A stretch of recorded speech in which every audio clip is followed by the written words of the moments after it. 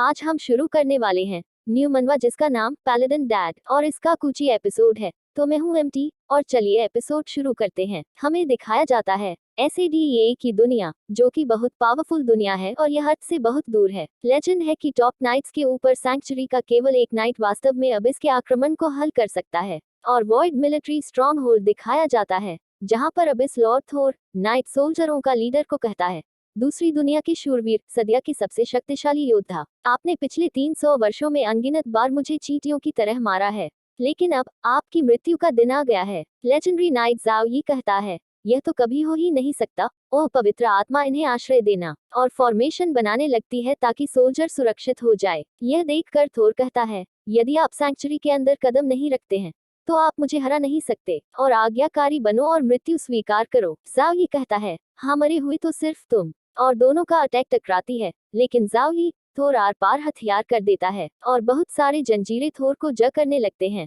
लेकिन थोड़ा खुद भी मरेगा। जाओ ही को भी डार्क पावर से जय करने लगती है और किसी तरह दोनों का आत्मा या फिर जो भी कहो पृथ्वी में चली जाती है। और सीन शिफ्ट होता है, low level blue star world डेक्सिया दिखाया जाता है और वहां पर एक आदमी को देख रहे थे सभी लोग, क्योंकि उसने पुराने कवच पहन रखा था। और उस बंदे का आंख खुलती है जो कि ब्लॉक कर रहा था उसका आंख, और हैरान होकर खड़ा होते हुए कहता है, मैं मरा नहीं। थोर कहाँ है? तो यही है हमारा जाओ ये, और कहता है, मुझे आश्चर्य है कि क्या मैं वेबलॉस की मदद से थोर को ढूंढ सकता हूँ, लेकिन ढूंढने पर कुछ नहीं मिलता, इसलिए सोचता है कि आप थोर मर गया। हालांकि मैं कहाँ हूँ? और इधर उधर देखकर सोचता है, मैं अतीत में सैकड़ों वर्षों के लिए एक अलग दुनिया में ट्रांसफर्ड हो गया, अब मैं ब्लू स्टार पर वापस आ गया हूँ। और लड़की से पूछता है, हेलो, डेक्सिया के कैलेंडर के अनुसार यह कौन सा वर्ष है? लड़की कहता है, वर्ष 971, लेकिन अब क्यों पूछ रहे हैं? और सुनकर हैरानी से सोचता है, वर्ष 971। कमाल की बात है कि ब्लू स्टार को बने हुए सिर्फ 3 साल ही हुए हैं। चूंकि इस समय थोर का कोई निशान नहीं है, मुझे पहले घर जाना चाहिए और देखना चाहिए कि क्या होता है। और वहां से घर की तरफ रवाना होते हुए एक जगह रुक कर सोचता है, मैं बहुत बार सोचता था सुस डेक्सिया जाने का सपना देखता था, तो मैं पहले अपने पुराने घर जाता हूँ। और अपना पर फैलाने लगती है, जो कि कुछ लोग देख लेते हैं लेकिन नजरअंदाज कर देते हैं। और जाओ ये सोचता है, क्यों ना एक टैक्सी ले लिया जाए। रुको, ऐसा नहीं लगता कि मैं अपने लिए कोई ब्लू स्टार की मुद्रा लाया हूँ, लेकिन मेरे पास जो भी है वह मैं बेचकर पैसे तो ले ही सकता हूँ। अरे लेकिन मैं यह बेच दिया तो मुझे इसका जरूरत तो पड़ने वाली है। रुको, दिमाग में एक आइडिया है। और ज्वेलरी शॉप में जाकर पूछता है, क्या आप सोना लेकर पैसा देते हैं? लेकिन तभी स्टोर का मैनेजर आकर कहता है, मेरा नाम गुवान झिशन, क्या आप सोना बेचने के लिए आए हैं? जाओ ये एक सिक्का निकाल कर कहता है, इसका कीमत कितना होगा? मैनेजर देखकर ही पहचान लेता है कि यह कोई मामूली सोना नहीं है, इसमें अच्छी तरह कैसे काम किया गया है, और कहता है, सर मुझे इसका जांच करना होगा, इसका कीमत लगाने के लिए तो क्या आप कुछ देर इंतजार कर सकते हैं? और मैनेजर अपनी टेस्ट रूम में सोने को परखने लगती है और उसकी क्वालिटी 100% प्योर सोना होती है, और देखकर ही कहता है, यह तो असंभव है। अभी के तकनीकों के हिसाब से कोई भी सोना का 100% जांच नहीं किया जा सकता। लेकिन बिना देर करके जाओ ही के पास आकर कहता है, महोदय, आपके इस सिक्के में 99.99% सोने की शुद्धता है। वर्तमान में हमारा विनिमय मूल्य 400 युआन प्रति ग्राम है। आपके सोने के सिक्के का कुल वजन 101 ग्राम है। कुल 40,400 युआन आपको मिलेगा। क्या आप हमारे प्रस्ताव से संतुष्ट हैं? लेकिन जाओ ही मैनेजर को घूरने लगता है और मैनेजर घबराते हुए सोचता है, धिक्कार है, अगर वह जानता है कि यह शुद्ध सोना है तो वह एक मोटी रकम मांगेगा। लेकिन जाओ ही चाय में चुस्की लगाकर कहता है, मैनेजर आपने अच्छा कीमत लगाया तो मुझे कैश दे दीजिए। लेकिन जाओ ही सोचता है, खैर छोड़ो, यह प्योर सोना है, लेकिन इस बात में मैं बहस नहीं कर सकता। मैनेजर कहता है, तो फिर ठीक है, आप अपनी पूरा डिटेल यहाँ पर भर दीजिए, और क्या आपके पास सोने का सिक्के और भी हैं? इसका जवाब न देकर साइन करके और अपना पैसा लेकर वहां से चला जाता है। और वहां से जाओ ही जाते ही मैनेजर किसी को कॉल करके कहता है, हेलो सर, मेरे पास एक बहुत कीमती चीज है जो कि मैं आपको भेज दूंगा। और जाओ ही शायद कुछ कपड़ा खरीद कर स्टोर से निकल आता है, जो कि बहुत हैंडसम लुक दे रहा था। लेकिन तभी पुलिस स्टेशन से अंकल झोंक का कॉल आती है। हेलो अंकल झोंक, बदबूदार ब्रैट, आपने आखिरकार मेरे कॉल का जवाब दिया। क्या कुछ हुआ है अंकल? अंकल कहता है, बहुत बड़ा, और यह सब आपके घर के आसपास का इलाका गिरा दिया जाएगा। यदि आप अगली बार मेरे कॉल का उत्तर नहीं देते हैं तो आप सड़क पर सो रहे होंगे, क्योंकि मैं मजाक नहीं कर रहा हूँ। मुझे कुछ काम निपटाना है, इसलिए जल्दी करो और आ जाओ। और जाओ ही कॉल काट कर कहता है, अंकल अभी भी वैसा ही है।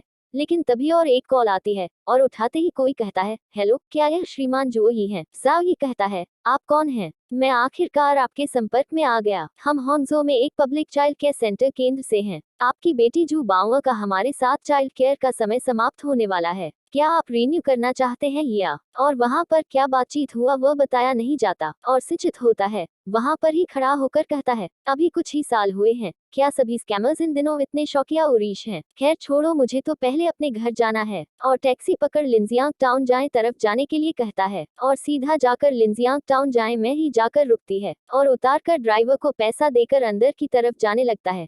लेकिन बहुत पुराना बंगलो था और उसका हालत देखकर लगता है कई सालों तक वहां पर कोई आया नहीं है। और जब दरवाजा खोलने की कोशिश करता है तो हाथ में हैंडल आ जाती है। तो फिर क्या करे, अपनी पावर यूज करके सीधा दरवाजा उड़ा देता और सीधा बिना रुके अपने मॉम की फोटो के पास जाती है। और जब फोटो उठाकर देखने लगती अपनी मॉम को तो आंसू टपक पड़ते हैं और सोचता है, अपनी माँ को वापस जीवन में लाने की इच्छा ने सदिया के सबसे कठिन वर्षों में मेरा साथ दिया। लेकिन भले ही मैं संत राजपूत बन गया, मैं अभी भी अंतहीन स्टाइक्स नदी को छूने में असमर्थ हूँ जो वॉइड में हाय लटकी हुई है। लेकिन माँ, मैं एक अविवाहित पुत्र हूँ। मैं 100 साल तक भटकता रहा और फिर भी आपको पुनर्जीवित करने का कोई तरीका नहीं खोज सका। और घर की हालत देखकर कहता है, बहुत साल हो चुके हैं, मुझे इसका सफाई कर नहीं चाहिए। और जाओ ही अपनी पावर से एक जादुई चीज पकड़ कर लेता है और उस पर सिक्के डालकर सफाई करने का आदेश दे देता है। और एक हाथ सिक्का पकड़कर जीनी प्रकट होते हुए कहता है, जी मालिक। जाओ ही कहता है, यह दरवाजे भी ठीक कर देना। फनी सीरियल सन देता है जिनी। और घर में चीनी घर सब कर रहा था और इधर बाहर जाओ ही कुछ अजीब लग रहा था। इसीलिए अपनी पावर जिसका नाम पैलेडन मैजिक स्पिरिट विजन और इसका काम जो ऐसे आंखों से नहीं देखा जा सकता वह इसे देख सकता है और बहुत सारे स्पीड बेस्ट देख पाते ही कहता है, मुझे नहीं पता था कि ब्लू स्टार की दुनिया भी एक लो लेवल की ट्रांसेंडेंट दुनिया है। लेकिन तभी उसका दूसरा पावर वेब लॉज हलचल होने लगती है और उसका भी यूज करके कहता है, ऐसा लगता है जैसे दुनिया सहज रूप से पावर हंग्री क्रीचर्स के अराइवल को रोक रही है। लेकिन तभी उसको एक मेल आती है जिसमें लिखा था, बेटी के बारे में कुछ लिखा था बस और कुछ नहीं। यह देखकर अभी भी उसको लग रहा था यह सब फ्रॉड का एक जाल है और उनके वेबसाइट में जाकर ऑफिस देखने लगती है जो कि बहुत अच्छी लगती है जाओई को। तो फोन करके कहता है, हेलो, मैं जूई हूँ। क्या आपकी एजेंसी कल के लिए खुली है? तो फिर मैं कल वहाँ जा रहा हूँ। और फोन की दूसरी तरफ से एक लड़की कहती है, ठीक है, 2 बजे आपका अपॉइंटमेंट लूंगा, क्या यह ठीक है? जाओई कहता है, ठीक है, मैं 2 बजे पहुंच जाऊंगा। और सोचता है, मुझे देखने दो कि तुम मुझे किस तरह की बकवास बताने जा रहे हो। और तभी इधर उस लड़की के पास एक छोटी लड़की आकर कहता है, टीचर वांग, आंटी किंग मुझे कब कब लेकर जाएंगे? टीचर कहता है, अच्छी लड़की, हम अभी तक आपकी चाची से संपर्क नहीं कर पाए हैं, लेकिन मैंने अभी अभी आपके डैडी से फोन पर बात की है। और जब इतना तक देख ही लिए हो तो लाइक शेयर एंड सब्सक्राइब करके जाओ और इसका आगे की पार्ट भी देखना चाहते हो तो तब भी करके जाओ।